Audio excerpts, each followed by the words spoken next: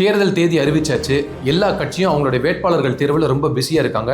அடுத்து எப்படி நம்ம அறிக்கையை தயார் பண்ணணும், தேர்தல் அறிக்கை தான் எங்க கட்சியின் கதாநாயகன் அப்படின்னா திமுக ஒரு பக்கம் சொல்லுவாங்க.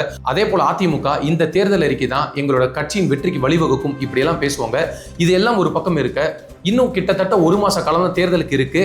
அதனால கிடைக்கக்கூடிய இந்த கேப்ல எப்படியெல்லாம் விஜயை நம்ம அட்டாக் பண்ணலாம், எப்படியெல்லாம் அவதூறுகளை பரப்பலாம், இந்த திராவிட கட்சிகள் சேர்ந்து எங்க கூட நீ கூட்டணிக்கு வரல, ஒருத்தர் எங்களை நீ எதிர்த்து அரசியல் பண்றல, அப்ப இந்த நபரை நம்ம 2 பேரும் கை கோர்த்து அட்டாக் பண்ணலாம்னு சொல்லி திமுகவும் அதிமுகவும் இப்ப பாஜகவும் சேர்ந்து விஜய் அவர்கள் அட்டாக் பண்ண ஆரம்பிச்சிருக்காங்க. இந்த விஷயத்துல நீங்க 3 பேர் மட்டும் கை கோர்த்தா பத்தாது, நாங்க உங்களுக்கு மிகப்பெரிய அளவுல சப்போர்ட் பண்றோம்னு சொல்லி ஒவ்வொரு ஊடகமும் விஜயை எப்படி வீழ்த்தணும் அப்படின்னு வேலை செஞ்சுட்டு இருக்காங்க. அந்த வகையில விஜய் கூட்டணி குறித்து போறதை பத்தி பலவிதமான பரப்புரைகள் செஞ்சாங்க. இது எல்லாத்துக்கும் முற்றுப்புள்ளி வச்சாரு ரமலான் நோன்புல திரு விஜய் அவர்கள். இப்ப ஊடகத்துல வரக்கூடிய செய்திகள் எல்லாமே உண்மைதான் அப்படின்னு ஒரு கூட்டம் நினைப்பாங்க. இன்னொரு கூட்டம் ஊடகத்தை என்னதான் செய்திகள் வந்தாலும் இது எல்லாமே திட்டமிட்ட சதி செயல் தான், இது வேண்டுமென்றே பரப்பப்படுகிற செய்திகள் அப்படின்னு ஒரு கூட்டம் நினைப்பாங்க. ஆனா விஜய் அவர்களை பொறுத்த வரைக்கும் இவரை என்ன பேசினாலும் மக்கள் இவர் பக்கம் நிக்கிறாங்க, என்னாலும் நாங்க இவரை விட்டு போக மாட்டோம், இவருக்கு தான் வாக்கு செலுத்தும் அப்படின்னு இருக்காங்க. அப்ப இந்த பிம்பத்தை எப்படி உடைக்கிறது, எந்த மாதிரி விஷயங்களை சொன்னா மக்களுக்கு விஜய் மேல வெறுப்பு வரும்னு சொல்லி ஒரு திட்டமிட்ட அஜெண்டாவோட ஒட்டுமொத்த திராவிட கட்சிகளும் ஊடகமும் தொடர்ச்சியா விஜய்க்கு எதிராக வேலை செய்யுது. தாவேக தலைமையில் ரமலான் நோன்பு நிகழ்ச்சி நடத்தினாங்க. அந்த நோன்பு நிகழ்ச்சி நடத்தும் போது திரு விஜய் அவர்கள் ஒரு 3 நிமிஷம் பேசினாரு.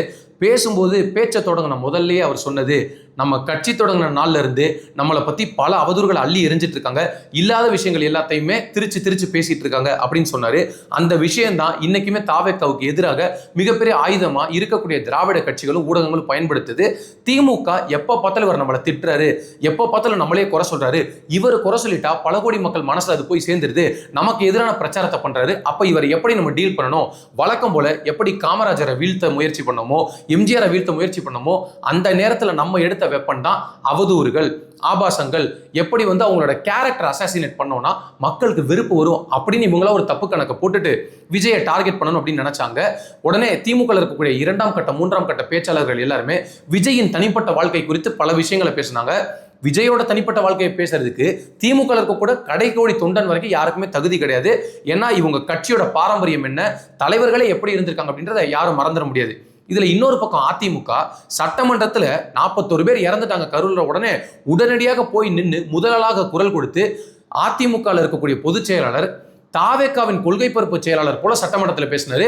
அதுக்கு முதலமைச்சர் ஸ்டாலின் சொன்னாரு, உங்க கட்சிக்கு கூட நீங்க இவ்வளவு குதிச்சு பேசல, ஆனா தாவேக்கான்ற கட்சிக்கு இவ்வளவு குதிச்சு பேசுறீங்க அப்படின்னு சொன்னாரு. இதெல்லாம் எதுக்கு கணக்கு பண்ணி நடத்தினாங்கிறது நமக்கு தெரியும். கூட்டணிக்கு விஜய் வந்துருவாரு அப்படின்ற மிகப்பெரிய கனவுல எடப்பாடி பழனிசாமி தொடர்ந்து பேசினாரு. ஆனா விஜய் கூட்டணிக்கு வரல அப்படின்னு உடனடியாக கொஞ்ச நாள் விஜய் திட்ட ஆரம்பிச்சாங்க. அதுக்கப்புறம் மீண்டும் ஒரு முறை பாஜக பேச்சுவார்த்தை நடந்தது.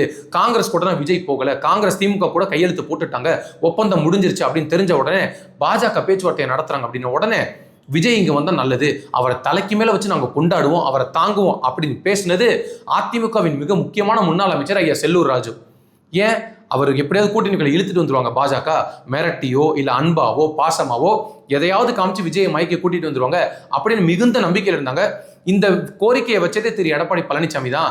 ஏன் அப்படின்னா எப்படியாவது விஜய் நம்ம கூட கூட்டணிக்கு வந்துடும் நான் நம்பிட்டு இருந்தேன். இப்போ ஒருவேளை விஜய் வாக்குகளை செதற வைக்கும் போது அது திமுக வாக்கா இருக்கட்டும் இல்ல அதிமுக வாக்கா இருக்கட்டும், ஒருவேளை நம்ம சைடு அதிகப்படியான சேதாரம் ஏற்பட்டுருச்சுன்னா மீண்டும் நம்ம முதலமைச்சர் கனவுல மண்ணள்ளி போட்ட மாதிரி ஆயிடும் சொல்லி எடப்பாடி பழனிசாமி அழுத்தத்தின் பெயர்ல தான் பாஜக அவரை உள்ள கொண்டு வர முயற்சி பண்ணாங்க அப்படின்னு சொன்னாங்க.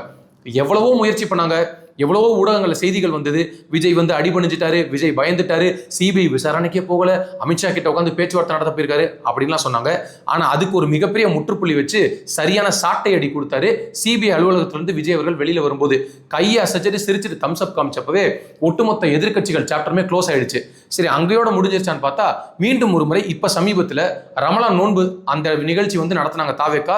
இஸ்லாமியர் சகோதரர்கள் முன்னாடி பேசும்போது என்னை பத்தி பேசாத விஷயங்கள் கிடையாது, இல்லாத அவதூறுகள் கிடையாது, நான் உங்களுக்கு உறுதியளிக்கிறேன், எந்த ஒரு ஜென்மத்திலுமே மதசார்பற்ற கொள்கையிலிருந்து நான் பின்வாங்க போவதில்லை, மத சாயம் பூச யார் நினைச்சாலும் அது முடியாது, நான் யார் கூடயும் கூட்டணிக்கு போகல, என்னோட தலைமையில ஏற்று வரக்கூடியவர்களோட தான் கீழே தான் ஆட்சி அப்படின்னு தெளிவா சொன்னாரு.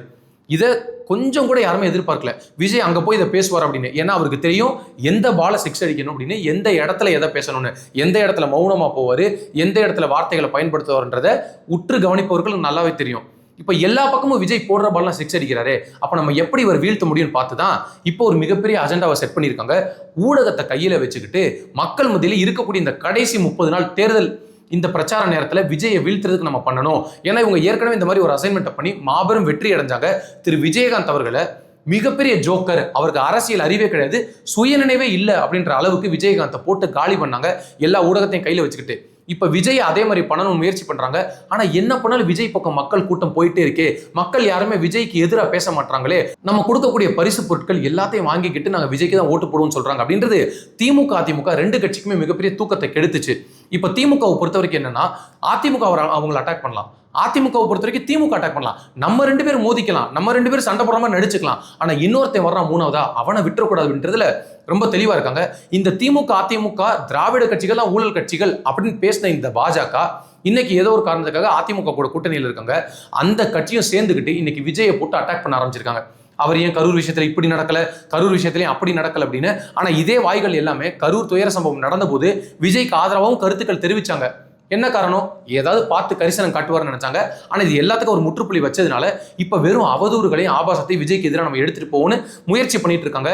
ஊடகத்துல ஒரு உதாரணத்துக்கு சொல்லணும்னா, எல்லா தம்ப்நெயிலையும் நீங்க பாத்தீங்கன்னா, அடிபணிந்த விஜய் அமித்ஷாவிடம் மண்டியிட்டார், பயந்து நடுங்கிய விஜய், சிபிஐ அலுவலகத்தில் அழுத விஜய், இந்த மாதிரி 1-2 தம்ப்நெயில்ல பலாயிரக்கணக்கான தம்ப்நெயில்களை போட்டு இன்னமும் பல கோஷ்டிகள் இருக்காங்க.